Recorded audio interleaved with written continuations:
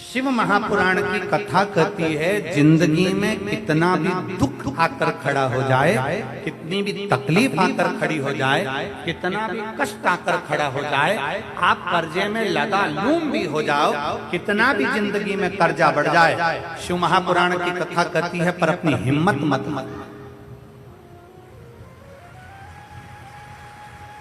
अपनी हिम्मत मत हारना। कर्जा बढ़ गया ना, कोई बात नहीं। तकलीफ बढ़ गई ना, कोई बात नहीं। दुख बढ़ गया ना, कोई बात नहीं। कष्ट बढ़ गया ना, कोई बात नहीं। इससे पहले वाली कथा में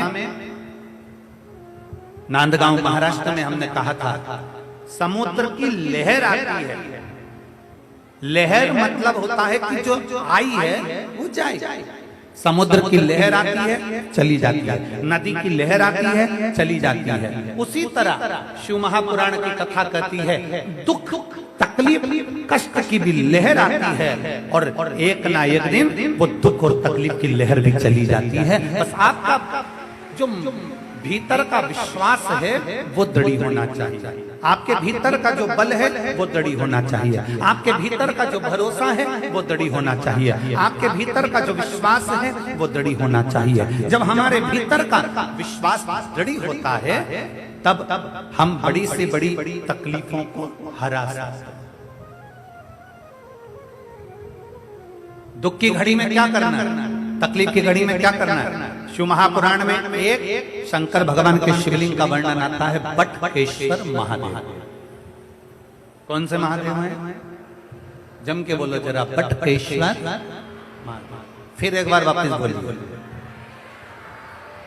शिव महापुराण में एक महादेव का वर्णन आता है कि जिस समय पर भगवान शंकर ने क्रोध में आकर काल भैरव को प्रकट करा था, और काल भैरव ने ब्रह्मा जी का सिर काट दिया था, वो सिर कटकर आगे गया, और सिर कटकर जब आगे गया तो उनके मस्तक से वृक्ष ने जन्म ले लिया, जिसका नाम बट का वृक्ष हुआ, और शंकर जी उसके नीचे बैठे तो उसका नाम बटकेश्वर महादेव। वो बटकेश्वर महादेव।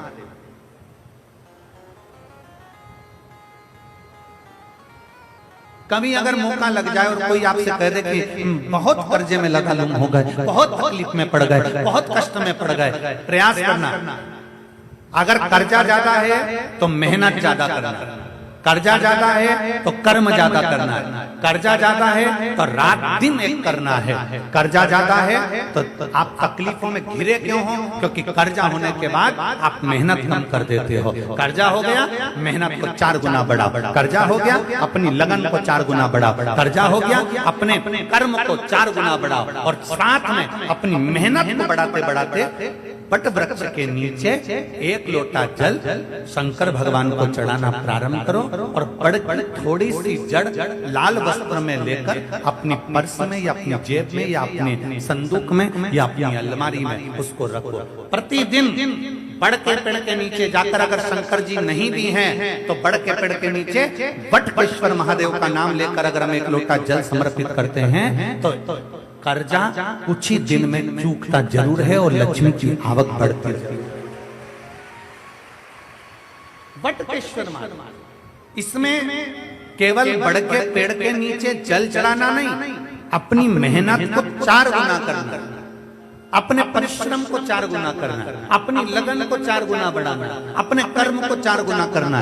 जितनी मेहनत आज तक करते थे उस मेहनत को दुगना बढ़ा लीजिए, 4 गुना बढ़ा लीजिए।